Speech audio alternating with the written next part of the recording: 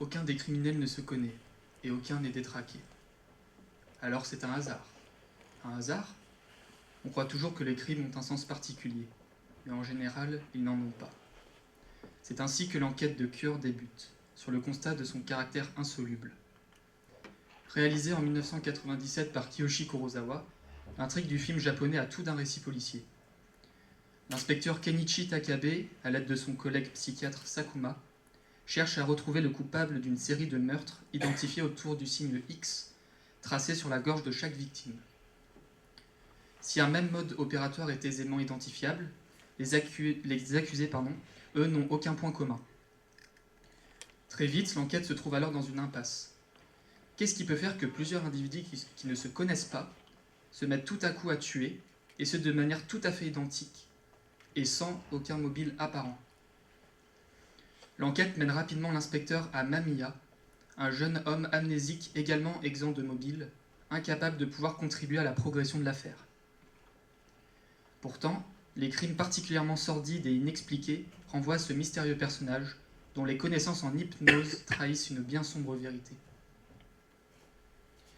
En sondant la violence endormie en chacun des personnages qu'il rencontre, Mamiya la fait jaillir selon un authentique phénomène de contamination. Le geste de propagation et l'image du virus sont souvent utilisés pour caractériser le film de Kiyoshi Kurosawa, dont le titre, Cure, file la métaphore. C'est pour cette raison que le terme de stérilité peut sembler pertinent, s'opposant au débordement et à l'abondance des crimes. Le motif de l'enquête est donc central dans le film, en ce qu'il constitue la procédure dont rend compte le récit policier. Toutefois, l'enquête se fonde sur l'insensé. Un même crime sans motivation se répète incessamment, sans que les différents tueurs ne se connaissent. Celui qui semble être à l'origine des crimes ne se rappelle de rien, et la nature du crime est complexe puisque l'hypnose pose la question du véritable auteur du meurtre, celui qui hypnotise ou celui qui est hypnotisé. L'objectif de cette communication est d'analyser la manière dont l'enquête policière, événement constituant la situation initiale du film, se neutralise elle-même pour dévoiler des considérations plus vastes. En plus d'un scénario présentant une enquête dans l'impasse à tous les niveaux, Cure neutralise toute forme de mise en scène propre au genre policier. Dans son article « L'illusion logique du récit policier », Denis Mélier pointe plusieurs stratégies ludiques du genre qui en font un récit-jeu, un récit de la mise en scène. Parmi celles-ci, il décrit le jeu du narrateur consistant à reproduire une amnésie factice. Je cite : « Le dispositif narratif du roman policier force le lecteur à contractuellement accepter pour lisible le récit d'un narrateur qui raconte l'oubli de l'événement. Le récit policier, plus que tout autre, s'il se veut résolutif, ne peut être que la mise en scène d'une amnésie. » Si l'on rapproche la figure amnésique du détective narrateur des romans policiers au personnage de Mamiya, on se rend compte que Cure applique de manière littérale l'amnésie nécessaire au récit policier, bien qu'il la déplace donc du détective vers le criminel. L'œuvre de Kurosawa, loin de délaisser l'enquête, serait alors l'exemple pur de ce qu'est un récit policier, à savoir un oubli renouvelé. Cependant, la conformité du film à cette condition de réalisation de la narration policière ne peut être qu'illusoire. En effet, d'ordinaire, l'oubli des événements par le détective narrateur est fin, dans le but de ménager le suspense auprès des lecteurs ou des spectateurs. Comme le rappelle Denis Mélier, il s'agit avant tout d'une mise en scène, puisque l'enquêteur s'exprime sur une affaire qui s'est déjà produite, il connaît son issue au moment où il la raconte. Il est donc contraint de simuler une amnésie pour ne pas en révéler la résolution, permettant ainsi de laisser libre cours aux déductions des uns et des autres. Or, dans le cas de Mamiya, il s'agit bien d'un oubli réel, qui ne relève d'aucun artifice, et qui plus est, constitue un véritable obstacle à la compréhension des événements. Autrement dit, Kiyoshi Kurosawa reprend le procédé d'amnésie inhérent au récit policier, mais l'extrait de son effet de mise en scène. Le caractère ludique de la narration de l'enquête, qui se manifeste par le jeu de celui qui ne sait plus, se confronte à l'horrible réalité qu'effectivement, il ne sait plus. Pour aller plus loin, le personnage de Mamiya illustre le caractère épuré du récit, le film ne présentant aucune astuce de scénario, comme le remarque Frédéric Bonneau des Inrecuptibles. La première apparition de l'amnésique est particulièrement représentative. Elle donne l'impression d'une abstraction, au sens où la scène n'est rattachée à aucun contexte et ne se justifie par aucun élément scénaristique. Sans explication, on passe du commissariat de police à un plan d'ensemble sur une plage déserte. L'apparition de Mamiya est encore plus aléatoire. Absent sur le premier plan, il apparaît sur la plage quelques secondes après et se tient comme s'il avait toujours été là. Seul un plan de quelques secondes sépare les deux autres, comme s'il s'agissait d'un battement de cils. Le temps de rouvrir les yeux suffit au vide pour construire la présence du personnage.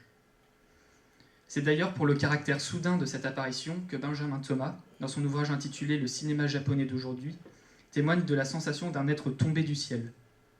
Je cite : « Pour accentuer encore sa présence au monde qui relève de la pure spontanéité, Kurosawa ouvre plusieurs scènes comme si Mamiya était littéralement tombé du ciel et qu'il le cadrait juste après cette chute de nulle part. »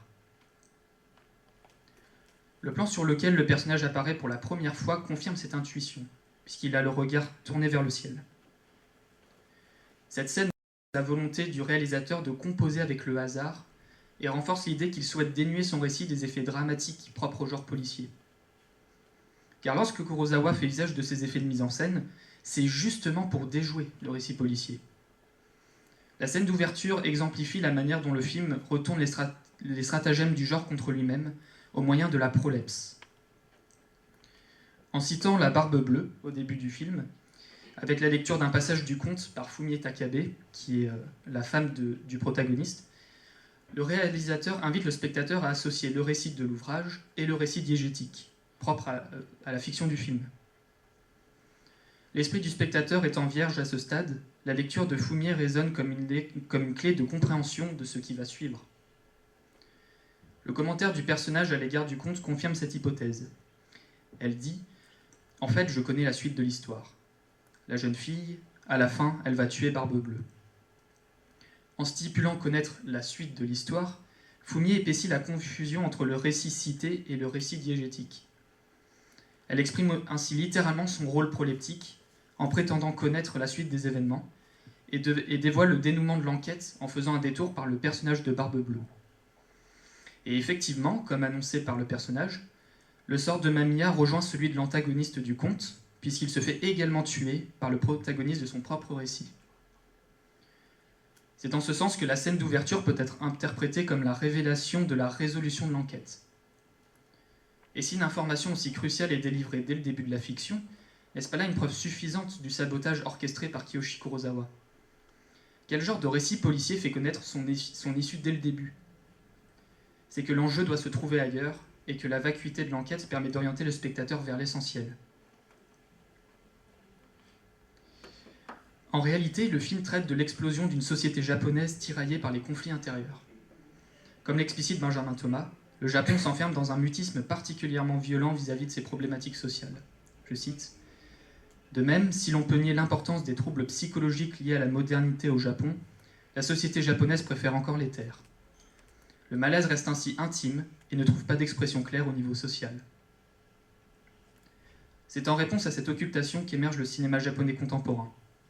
Il permet de rendre compte de la quête identitaire du pays, qui n'a jamais été autant visible auparavant. Kyo fait indéniablement partie de ces films qui contribuent à faire transparaître le véritable reflet de la société japonaise d'aujourd'hui. Tout au long du récit, les crimes sont commis respectivement par le client d'une prostituée, un instituteur, un agent de police, une femme médecin et un psychiatre. Il n'y a aucune cohérence entre les auteurs des meurtres commis, mais il y a cohésion. Le mal se répand dans la société sans épargner personne. Cette pulsion de mort brutale est donc symptomatique d'un groupe social et ne peut être que révélatrice d'un phénomène social. Mamiya, par l'hypnose, libère les inquiétudes refoulées des Japonais et expose les malaises sociaux, jusqu'ici dissimulés. Puisqu'il s'agit d'un refoulement commun, les citoyens et représentants du peuple ne peuvent pas être les seuls à vivre cette explosion de violence. Même celui qui incarne le dernier rempart de l'ordre est atteint. En effet, Kenichi Takabe révèle lui aussi au contact de Mamiya les travers de la société japonaise. Celui qui est censé représenter la justice finit par perdre patience et agit de manière agressive, ne pouvant plus contenir en lui les angoisses qui le déchirent. Le malaise qui plane tout au long du film trouve son expression lors d'une scène d'interrogatoire inversée, où l'enquêteur répond aux questions du criminel. Ce jeu de renversement traduit le besoin du protagoniste de se confier sur les pressions sociales que son métier lui fait subir. Je cite « Je suis inspecteur de police. On m'a appris à ne jamais montrer mes sentiments, même à ma famille. Et voilà le résultat. Je ne sais pas ce qu'elle éprouve. » Il parle de sa femme. « Elle ne sait pas ce qui me tourmente. Vivre à sa guise, dans la paix et la joie, ce sont des fariboles. La société ne le permet pas. » Mamiya répond « Voilà, la société est mauvaise. Nous y sommes. »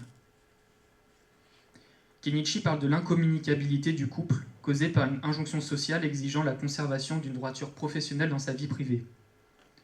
Il met ainsi des mots sur l'un des facteurs provoquant un mal-être individuel, mais qui s'applique à l'échelle nationale.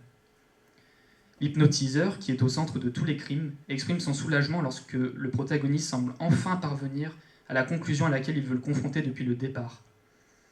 Le seul responsable, c'est la société. Et Mamiya n'a pas eu recours à l'hypnotisme pour que Kenichi s'en rende compte, mais à une approche purement maïotique. Pour conclure, l'enquête, comme le récit policier d'Ancure, se stérilise pour diriger l'esprit du spectateur vers d'autres intentions. Le film entretient une double lecture, l'enquête policière étant insuffisante à elle seule pour saisir ce qu'il se déroule. Elle devient un prétexte pour révéler des phénomènes sociaux insidieux, ce qui justifie le fait qu'elle soit neutralisée d'entrée de jeu par l'absurdité de la situation initiale. L'absence manifeste des subterfuges auxquels nous habitue le récit policier, ainsi que l'usage de ses effets scénaristiques pour contrarier son effort de suspense, sont autant d'indices qui témoignent de ce sabotage continu. Le récit délaisse alors une interprétation littérale pour envisager une lecture allégorique des événements, permettant de dépasser l'impasse de l'enquête. Mamiya n'est plus un simple tueur manipulateur, mais le déclencheur de l'éveil des citoyens japonais et de la libération de leur chaîne sociale. Derrière le motif de l'hypnose se superpose l'idée d'une prise de conscience. Si la présence de Mamiya influence les gens, c'est davantage car il réveille quelque chose de profondément enfoui en eux, qu'il insuffle un ordre maléfique issu de sa propre volonté. Il délivre ainsi les personnages qu'il rencontre de leur aliénation, et se fait l'agent d'un chaos défiant l'ordre de la société, à l'image du cinéma japonais contemporain. Merci de m'avoir écouté.